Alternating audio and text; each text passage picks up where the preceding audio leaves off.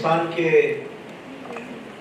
बहुत ही यशस्वी लोकप्रिय मुख्यमंत्री, मेरे वरिष्ठ मित्र, जिनके साथ मैंने युवा काल से पार्टी का काम किया, ऐसे श्री भजन लाल शर्मा जी भारत सरकार में हमारे साथी मंत्री और वरिष्ठ साथी श्री गजेंद्र सिंह शेखावत जी, हमारे भारत सरकार में मंत्री और हमारे साथी भगीरथ चौधरी जी, उप मुख्यमंत्री बहनदिया कुमारी जी, हमारे उप मुख्यमंत्री प्रेमचंद बैरवा जी, हमारे स्वास्थ्य मंत्री गजेंद्र सिंह खिमसर जी, हमारे पार्टी के प्रदेश के जुझारू और कर्मशील अध्यक्ष और राज्यसभा में मेरे साथी मदन राठौर जी, शिक्षा मंत्री मदन दिलावर जी, हमारे मुख्य सचिव सुधांश पंत जी, सभी सांसदगण, विधायकगण, प्रबुद्ध नागरिकगण और हमारे मीडिया के साथी, प्रिंट मीडिया, इलेक्ट्रॉनिक मीडिया के मेरे साथी देवी और सचिव, मेरा ये सौभाग्य है कि मुझे आज पुण्य श्लोक माता अहिल्याबाई होलकर जी के 300 वर्ष के जन्म जयंती पर राजस्थान की पवित्र वीर भूमि पर आने का सौभाग्य मिला है। मैं इसके लिए आप सबको बहुत बहुत धन्यवाद देता हूँ कि आपने मुझे इस कार्यक्रम में शामिल किया है। हम जानते हैं कि पुण्य श्लोक माता अहिल्याबाई होलकर जी का 300 वर्ष की जन्म जयंती जब हम मना रहे हैं, तो जैसा कि भजन लाल जी ने बताया, हम उनको याद करते हैं एक समाज सुधारक के रूप में।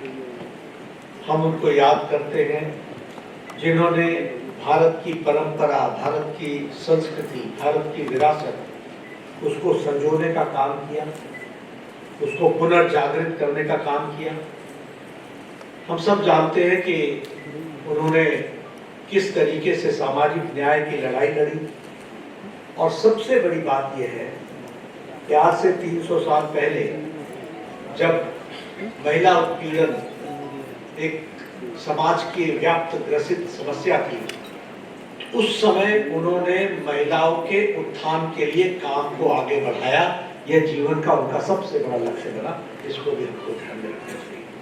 इसलिए विमेन एम्पावरमेंट, महिलाओं को शिक्षा के साथ जोड़ना, प्रोग्रेसिव विचारधारा के साथ स्कूलों का निर्माण करना, और उसी के साथ साथ महिलाओं के एम्पावरमेंट के लिए हर तरीके का काम करना, यह हम सब लोगों ने देखा है। आज अगर हम देखें तो आप कल्पना कर सकते हैं कि 300 साल पहले जिस तरीके से समाज की अवस्था थी, जिसमें आंतरिक कलह भी थी, बाहर का अटैक भी था, आक्रमण भी था, और आर्थिक दृष्टि से हम टूटे हुए थे। ऐसी अवस्था में जब अहिल्याबाई होलकर जी ने राजपाट संभाला, तो उन्होंने तीनों ही फ्रंट पर काम किया। आंतरिक कलह को समाप्त किया, किसानों को सुदृढ़ बनाया, व्यापार को आगे बढ़ाया, और बाहरी खतरों से प्रदेश को, देश को बचाने का काम किया, राज्य को बचाने का काम किया। यह हम सब ने देखा, और साथ में विरासत को भी मजबूतीकरण किया, यह हमने देखा है। और इसलिए आज के दिन हम जब उनको याद करते हैं, तो ये सारी बातें हम सबको कितनी आज भी रेलेवेंट दिखती, कितनी आज भी प्रासंगिक। और प्रासंगिक इसलिए कि जिन बातों से उस समय अहिल्याबाई, माता पुण्य श्लोक माता अहिल्याबाई होलकर जी जूझ रही थी, वही समस्याएं से आज भारत के प्रधानमंत्री नरेंद्र मोदी जी बखूबी उन्हीं बातों की लड़ाई लड़ करके समाज को पूरी ताकत से आगे बढ़ाने का और देश को आगे बढ़ाने का। और इसलिए हम ये कह सकते हैं कि अगर मैं प्रधानमंत्री मोदी जी की बात कहूं तो हम ये कह सकते हैं कि उनके नेतृत्व में विमेन डेवलपमेंट नहीं, विमेन लेड डेवलपमेंट की तरफ बढ़ने का काम हुआ है, तो वो प्रधानमंत्री मोदी जी की नेतृत्व। और जब हम डबल इंजन की सरकार की बात करते हैं तो मैं यहाँ भजन लाल जी को इस बात के लिए बधाई देना चाहता हूँ। इनकी बहुत सी स्कीमें हैं जो इन्होंने देश में समाज के लिए, समाज के सभी वर्गों के लिए किया है। फिर चाहे वो हमारा मुलाजिम वर्ग हो, फिर चाहे हमारा किसान हो, फिर चाहे हमारा वो मजदूर हो, फिर चाहे वो स्वास्थ्य का क्षेत्र हो। लेकिन आज अहिल्याबाई होलकर जी से जुड़े हुए महिलाओं के सशक्तिकरण के लिए सिर्फ महिलाओं के ही कार्यक्रमों को आज समर्पित किया है। इसके लिए भी मैं उनको बधाई देना चाहता हूँ कि उन्होंने महिलाओं के स्पेसिफिक दृष्टि से और स्वास्थ्य की दृष्टि से, क्योंकि स्वास्थ्य मंत्री आया हुआ है, तो उन्होंने स्वास्थ्य मंत्री के लिए भी महिलाओं के साथ जुड़ा हुआ जो विषय रहा उसको आगे रखने का प्रयास किया है। इसके लिए मैं उनको बधाई देना चाहता हूं जिन्होंने इस कार्यक्रम को की रचना की है। आज लाडो प्रोत्साहन योजना इसका शुभारंभ किया गया और जिसमें विमेन एम्पावरमेंट में और खास करके सेक्स रेशियो में जो तकलीफ आती थी उसको निरस्त करने के लिए आपने जो स्कीम को आगे बढ़ाया है, इसके लिए आप बधाई के पात्र हैं।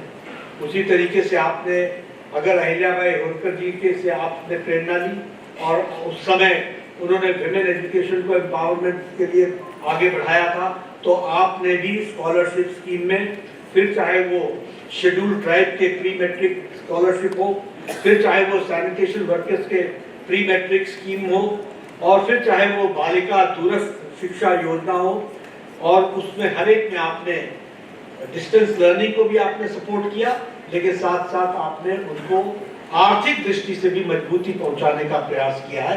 इसके लिए मैं आपको विशेष बधाई देता हूं जो आपने इन स्कीमों को लागू करने का प्रयास किया है। लखपति दीदी ऋण योजना, इसमें लगभग 12 करोड़, आज आपने 1800 बेनिफिशियरीज को अभी मेरे से बटन दबा करके आधे मिनट भी नहीं, 15 से 20 सेकंड के अंदर आपने लगभग 18,000 बेनिफिशियरीज को आपने 12 करोड़ रुपए डिस्पर्स किए हैं। इसके लिए मैं आपको बधाई देना चाहता हूं। उसी तरीके से कालीबाई भील मेधावी छात्र स्कूटी योजना, जब हम शुरू में आए तो हमारे साथ बालिकाओं ने वहां पर उनको स्कूटी आपने भेंट दी। ये स्कूटी सिर्फ कोई भेंट नहीं है, ये स्कूटी उन बहनों को, उन बच्चियों को जीवन में एम्पावर करने का रास्ता है, जिसके माध्यम से उनका सेल्फ कॉन्फिडेंस बढ़ने वाला है और वह उनको एक नया रास्ता देने वाला है। और आपने उसमें 2000 स्कूटी आज वितरित की है। आपने उसी तरीके से कस्तूरबा गांधी स्कूल के लिए 5 नए, उसका शिलान्यास और उसका फाउंडेशन स्टोन रखने का प्रयास किया है। 50 गवर्नमेंट स्कूल्स आपने खोलने का आज जो तय किया है, उसके लिए मैं विशेष करके आपको बधाई देता हूँ। लेकिन सबसे बड़ी बधाई आपको इसलिए देता हूँ क्योंकि आपने माँ, जो मदर्स एब्सोल्यूट अफेक्शन है, उस कार्यक्रम को जो आपने कार्य रूप दिया है, जिसमें आप गर्भ की पाठशाला, यानी प्रेग्नेंट मदर जिस समय वो गर्भावती होती है उस समय से लेकर के बच्चे के पैदा होने तक और उसके टीकाकरण तक आपने जो उसको लाइफ साइकिल अप्रोच में आपने उनकी जागृति लाने के लिए जो आपने कार्यक्रम लिया है, ये बहुत बड़ा कार्यक्रम है जो देश और समाज को परिवर्तित करेगा और इसके लिए मैं आपको बधाई देना चाहता हूँ। उसी तरीके से आपने नारी चेतना अभियान, स्वस्थ नारी चेतना अभियान, इसमें जो आपने अवेयरनेस लाने का प्रयास किया है और उसके लिए भी मैं आपको बधाई देता हूँ। और आपने महिलाओं को हायर एजुकेशन से फैसिलिटेट करने के लिए और उनको आर्थिक दृष्टि से सुदृढ़ बनाने के लिए जो आपने काम लिया है, उसके लिए मैं आपको बहुत बहुत बधाई देता हूँ। मैं जब यहाँ आया हूँ तो जब ये डबल इंजन की सरकार की बात मैं करता हूँ तो मैं निश्चित रूप से आपको बताना चाहता हूँ कि देखिए आपके हाथ में कितनी बड़ी ताकत है। मैं राजनीतिक बात नहीं कर रहा, लेकिन मैं समाज से और देश से जुड़ी हुई बात कर रहा हूँ कि आपके हाथ में कितनी बड़ी ताकत है। आप ही बताइए क्या 2014 के बाद देश की तस्वीर बदली है कि नहीं बदली? जरा जोर से बताइए, बदली कि नहीं बदली? बड़े धीरे। मैं इसलिए आपसे पूछ रहा हूँ कि पॉलिसी मेकर्स का कितना अंतर है।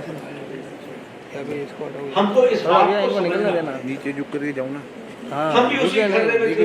सब कुछ चलता है, सब कुछ होता है, यहाँ कुछ नहीं बदलने वाला है, ऐसे ही चलेगा। इस वातावरण में हम जी रहे थे कि नहीं जी रहे थे? लेकिन आज भारत का साधारण मानवी इस बात को कहता है कि नहीं, अब वो नहीं चलेगा, अब वह चलेगा जो प्रधानमंत्री मोदी जी के नेतृत्व में 140 करोड़ देश आगे दौड़ लगाते हुए बढ़ रहा है। ये बदलती हुई तस्वीर हमको देखने को मिलती है। प्रधानमंत्री मोदी जी ने राजनीति की संस्कृति बदल दी। पहले नेता आते थे, एक दूसरे को के दोषारोपण में समय गुजारते थे। आज आपने भजनलाल जी की स्पीच सुनी, उन्होंने राजस्थान के लिए क्या किया है इसकी उन्होंने चर्चा की। आज रिपोर्ट कार्ड की पॉलिटिक्स हो रही है। हम अगर आपके पास आते हैं, आपके सामने आते हैं, तो या तो आपको कोई स्कीम दे करके जाते हैं, बटन दबा करके आपके खाते में दे करके जाते हैं और आपका सशक्तिकरण करने का काम करते हैं। यह हमारे काम करने का तरीका है। Politics of accountability, politics of performance, politics of development, politics of responsible government, responsive government, ये हमारे काम करने का तरीका है। और यह मोदी जी ने इस संस्कृति को पैदा किया है और रिपोर्ट कार्ड की संस्कृति जोड़ी है कि जिस जनता ने चुना है उस जनता को अपना रिपोर्ट कार्ड दिखाओ कि क्या तुमने काम किया, उसको आगे बदला करके बताने का काम। और इसीलिए नीति निर्धारकों का बहुत बड़ा फर्क असर पड़ता है, ये हमको समझ लेना चाहिए। मैं बहुत सी बातें कर सकता हूं, लेकिन आज सिर्फ आपसे अगर मैं स्वास्थ्य की बात करूं तो हमारी स्वास्थ्य की नीति थी 1997 में। वो स्वास्थ्य की नीति थी कि बीमार पड़ो और इसका इलाज करो, यानी क्यूरेटिव पार्ट। लेकिन 2017 में जो हम शिक्षा स्वास्थ्य नीति लेकर के आए, हमारे यहाँ मुख्य सचिव जी बैठे हैं, वो मेरे स्वास्थ्य के सचिव भी रहे हैं। 2017 में जो हम पॉलिसी लेकर के आए वो होलिस्टिक पॉलिसी। होलिस्टिक मतलब इंक्लूसिव पॉलिसी, प्रिवेंटिव। भाई बीमार पड़े क्यों, बीमारी से रोको, हेल्थ साधारण क्यों रहे, अच्छी हेल्थ रहे, प्रमोशन करो, और फिर उसके बाद कोई बीमार पड़ जाए तो उसका क्योर करो। और क्योर ही नहीं करो, अगर उसकी कोई तकलीफ है तो उसको रिहैबिलिटेट करो, और उतने पर ही न रुको। अगर किसी का इलाज से सिर्फ उसकी जीवन आगे बढ़ सकता है तो पैलेटिव अप्रोच की, और बुजुर्गों के लिए अलग तरीके के इलाज की व्यवस्था करो। इस तरीके से होलिस्टिक अप्रोच 2017 में प्रधानमंत्री मोदी जी ने डेवलप किया। दूसरी बात जो नीति निर्धारकों को ध्यान रखना चाहिए, नीति निर्धारक की दृष्टि से आपको ध्यान रखना चाहिए कि हम लोगों ने कैसी पॉलिसी बनाई। ऐसी पॉलिसी बनाई जो एक्सेसिबल हो, यानी हम स्वास्थ्य सेवा संस्थान तक हम पहुंच सके, अफोर्डेबल हो, हम वो इलाज ले सके, कर सके, और वह इलाज कराने के साथ साथ उसका हर तरीके से संपूर्ण चिंता की जा सके, इस बात की व्यवस्था की जाए। ये हमारी पॉलिसी में जुड़ा है। और इसीलिए आज मैं आपको बताना चाहता हूं कि इस दृष्टि से लगभग 1,77,000 आयुष्मान आरोग्य मंदिर बनाए गए, जो हर 2 पंचायत पर 2.5 पंचायत पर एक आयुष्मान आरोग्य मंदिर बना। और आपको जान करके आश्चर्य भी होगा लेकिन खुशी भी होगी कि हम लोगों ने हर व्यक्ति का 30 साल की उम्र में तय किया है, हर व्यक्ति का। महिला का सर्विक्स कैंसर का टेस्ट होगा, स्क्रीन होगा, उसका ब्रेस्ट कैंसर का स्क्रीन होगा, और महिला और पुरुष दोनों का ओरल कैंसर का स्क्रीनिंग होगी। और उसी तरीके से हर व्यक्ति का हाइपरटेंशन, डायबिटीज, इन दोनों का, डेंटल केयर, मेंटल केयर, इस सारी की सारी चीजों का स्क्रीनिंग होगा। ताकि हमको 30 साल की उम्र में पता चल जाए कि यह व्यक्ति आगे चल करके डायबिटीज के कारण इसको मधु रोग होगा और उसके चलते इसकी रेनल फेलियर भी हो सकता है, आंखें भी जा सकती हैं, किडनी भी डैमेज हो सकता है, इसकी उसको जानकारी है। अगर वो हाइपरटेंसिव होगा तो उसके हार्ट की समस्या बन सकती है, इसलिए उसका इलाज 30 साल की उम्र में शुरू कर देंगे तो वह आगे चल करके गंभीर बीमारी से बच सकेगा। और मैं आपके सामने बताना चाहता हूं कि ओरल कैंसर में अभी हम 29 करोड़ 35 लाख लोगों का स्क्रीनिंग कर चुके हैं और जिसमें से 1 करोड़ 58 लाख लोग ओरल कैंसर के ग्रसित पाए गए जिनका इलाज शुरू हो गया। उसी तरीके से ब्रेस्ट कैंसर में 15 करोड़ 61 लाख महिलाओं का स्क्रीनिंग हो चुकी है जिसमें से 58,000 महिलाओं को ब्रेस्ट कैंसर पाया गया और उनका इलाज शुरू हो गया है। सर्विक्स कैंसर में 9 करोड़ 50 लाख बहनों का स्क्रीनिंग हो चुकी है।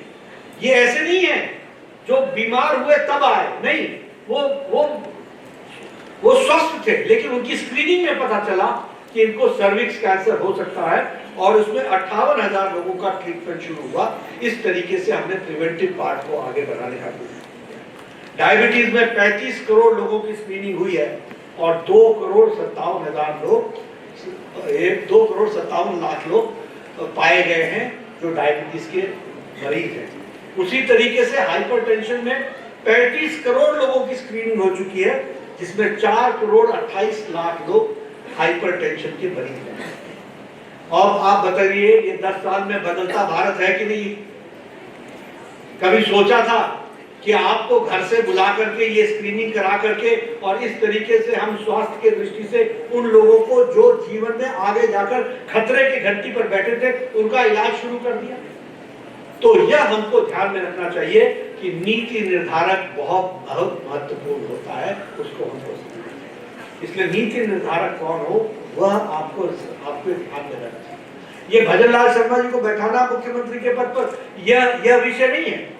विषय यह है कि इस विचारधारा के एक सिपाही को बैठाना जो दिन रात एक करके उनकी टीम पूरी ताकत से मोदी जी के नेतृत्व में राजस्थान की सेवा कर रही है, इस बात को हमको समझ लेना जरूरी है।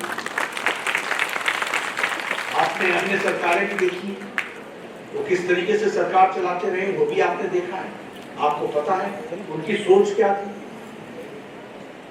लेकिन मैं एक बात जरूर कहना चाहूंगा कि दिन और रात का अंतर हो तो कम से कम रात के बाद दिन तो पसंद आना चाहिए, इसकी तो हमको ध्यान में रखना चाहिए।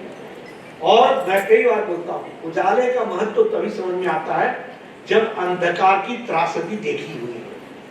और इसीलिए मैं आपसे निवेदन करूंगा कि अंधकार की त्रासदी आप देख के खेल के आए हैं और अब आप उजाले के हैं और इसलिए उजाले को आप संभाल के रखें, ये मैं आपसे निवेदन करना चाहता हूं। हम लोगों ने प्रधानमंत्री आयुष्मान भारत इंफ्रास्ट्रक्चर मिशन में पीएम अभीम में हम लोगों ने लगभग 64 करोड़ रुपए खर्च करने का तैयारी की है और उसमें से लगभग 3,000 करोड़, क्षमा करिएगा 64,000 करोड़ और 3,000 करोड़ हम राजस्थान में खर्च कर रहे हैं। कल ही खिमसर साहब, कल ही हमारी बैठक हुई, कल ही वीडियो कॉन्फ्रेंस में मैंने इनके साथ बैठक की है और मैंने कहा है कि भाई साहब आपके लिए 3,000 करोड़ रुपए राजस्थान के स्वास्थ्य के लिए दिया है हमने, उसको आप 1 साल के अंदर आप खर्च करिए और खर्च करने वाले बनिए। आगे ये डबल इंजन की सरकार है, ये डबल इंजन की सरकार हमको समझ में आनी चाहिए। हम मोदी जी का आशीर्वाद है जिसके कारण से आज आपको ये सब मिल रहा है। देखिए कैसे फर्क पड़ता है राजनीति का। मैं हर एक छोटी छोटी बात आपके सामने से रखता हूँ। 1960 में 50 से 60 के बीच में all India of medical sciences Delhi में एक बना। 1960 से लेकर के 1998 तक सिर्फ एक all India of medical sciences. ये प्रधानमंत्री अटल बिहारी वाजपेयी आए जिन्होंने 6 all India of medical sciences और उन्होंने आपको बिना आपसे मांगे हुए जोधपुर में भी आपको राजस्थान की धरती पर ऑल इंडिया और प्रधानमंत्री मोदी जी ने 16 और all India institute of medical sciences खोले। आज 23 all India institute of medical sciences हैं। ये बदलते हुए भारत के स्वास्थ्य की तस्वीर है, वो हमको समझना चाहिए। आपने नहीं मांगा हमसे, लेकिन डबल इंजन की सरकार का महत्व देखो, आपने नहीं मांगा, लेकिन पिछले 10 साल में मोदी जी ने आपको 23 नए मेडिकल कॉलेज दिए, 23 न्यू मेडिकल कॉलेज। आपकी पीजी की सीट देश भर में जो 51,000 थी वो बढ़ करके 1,18,000 हो गई।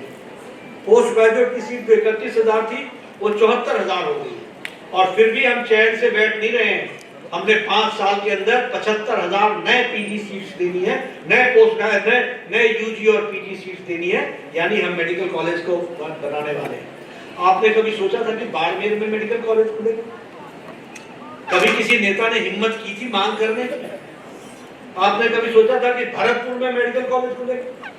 आपने कभी सोचा था कि भीलवाड़ा में मेडिकल कॉलेज खुलेगा? आपने कभी सोचा था कि डूंगरपुर में मेडिकल कॉलेज खुलेगा?